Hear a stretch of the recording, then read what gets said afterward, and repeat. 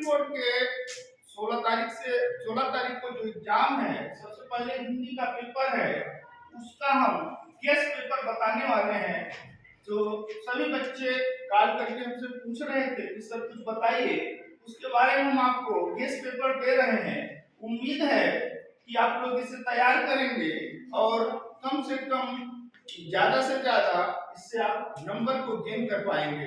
चलिए हम टॉपिक को शुरू करते हैं। सबसे पहले आदिकाल में आते हैं। आदिकाल जो कि 1050 विक्रमी से 1375 विक्रमी आचार्य रामचंद्र इसको डिवाइड किया है, बांटा है। और आदिकाल का नाम जो है हरिहर प्रसाद द्विवेदी का दिया हुआ है। इस आदिकाल को वीरगाथा काल के नाम से भी जाना जाता है। अगर क्वेश्चन पूछता है कि वीरगाथा काल नाम किसने दिया, तो आप बताइए वीरगाथा काल नाम आचार्य रामचंद्र शुक्ल ने दिया है। फिर इसी आदिकाल में पृथ्वीराज रासो एक रचना है जो बहुत फेमस है, जिसको लिखा है चंद्रबरदाई ने, और दूसरी रचना है प्रमाण रासो जो आलाखंड के नाम से जानी जाती है। वो भी कई बार एग्जाम में पूछे गए हैं, जिसको लिखा है जनहित ने। और अगर कभी इत्तेफाक से ये पूछ लिया कि हिंदी का प्रथम कवि कौन है, तो आप सरपा का नाम बताइए। आते हैं हम भक्ति काल में। भक्ति काल का समय 1375 विक्रमी से 1700 विक्रमी दिया हुआ है। इसके अंतर्गत हम दो शाखा को पढ़ते हैं, एक निर्गुण शाखा और दूसरा सगुण शाखा है। निर्गुण शाखा के अंदर कबीरदास और मणि मोहम्मद जैसी आते हैं। कबीरदास ज्ञानाश्रय शाखा के अंतर्गत और मणि मोहम्मद जैसी प्रेमाश्रय शाखा के अंतर्गत आते हैं। कबीरदास की रचना बीजक है जो 3 भागों में है, साखी, शबद और रमणी। मणि मोहम्मद जैसी की सबसे प्रसिद्ध रचना पद्मावत है। फिर हम सगुण शाखा में आते हैं, तुलसीदास की बात करते हैं। तुलसीदास की सबसे फेमस रचना रामचरितमानस है जो अवधी भाषा में लिखी गई है। ये एग्जाम में कई बार पूछा कि रामचरितमानस की भाषा क्या है, तो आप अवधी बताइए। ये रामाश्रय शाखा के कवि हैं। और तुलसीदास की एक और रचना है जिसका नाम है विनय पत्रिका, जो ब्रज भाषा में लिखी हुई है।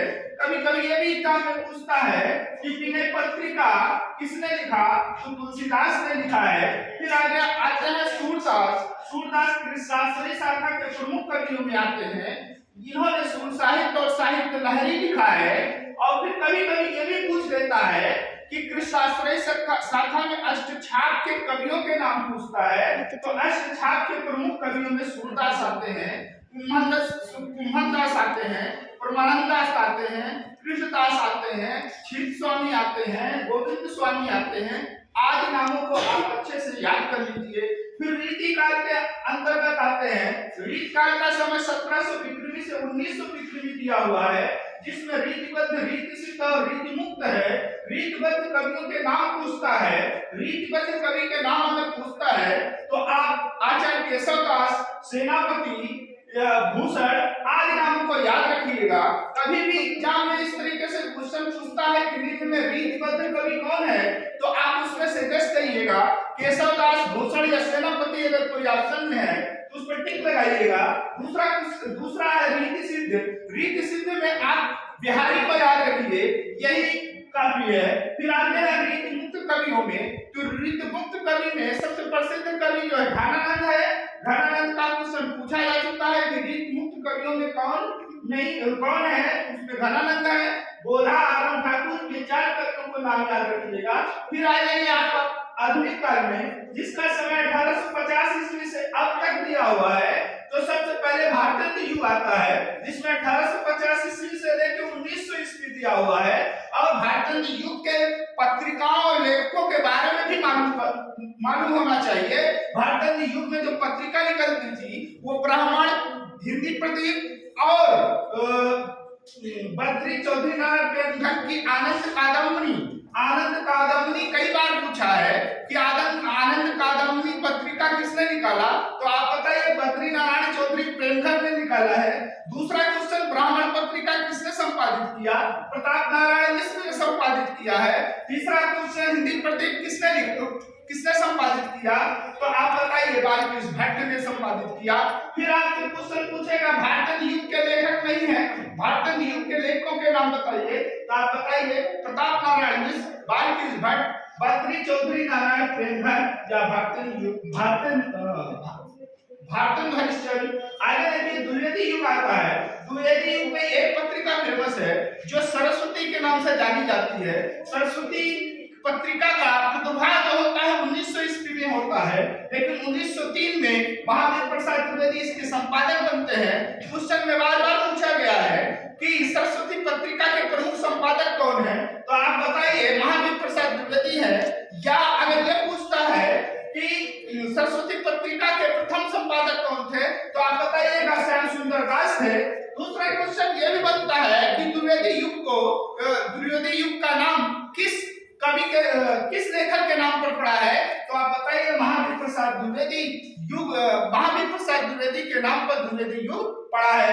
और ये भी क्वेश्चन आप याद रखिएगा कि द्विवेदी युग में कौन कौन से कवि या लेखक हैं, तो कम से कम 2-4 लोगों का नाम याद रखिएगा, जिसमें अवधेश सिंह उपाध्याय हरिऔध का नाम प्रसिद्ध है, जिन्होंने प्रिप्रवास खड़ीबोली में लिखा।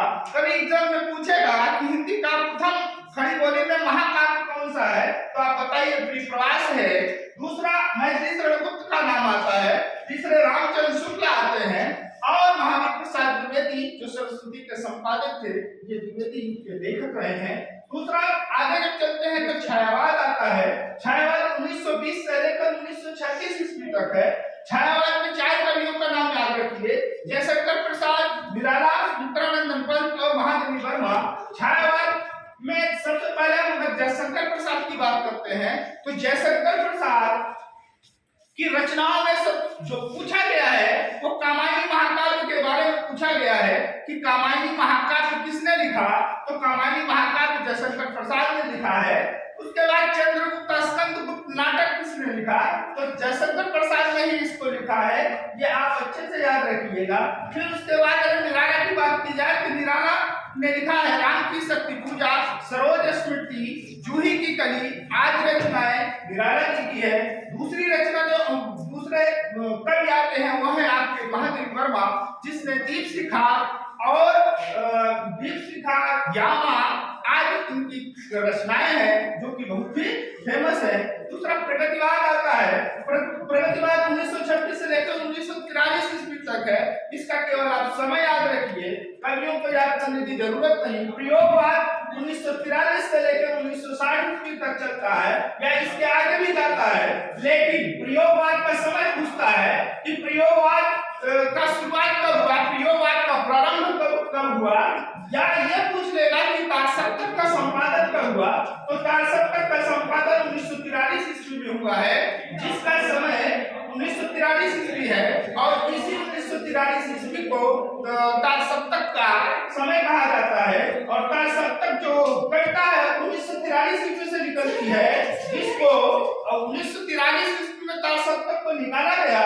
1943 ईस्वी में ही तारसप्तक में 7 कवियों को लेकर के ये ग्रुप बनाया गया और उस पत्रिका का नाम ही तारसप्तक रखा गया, जो 1943 ईस्वी से इसकी शुरुआत हुई है।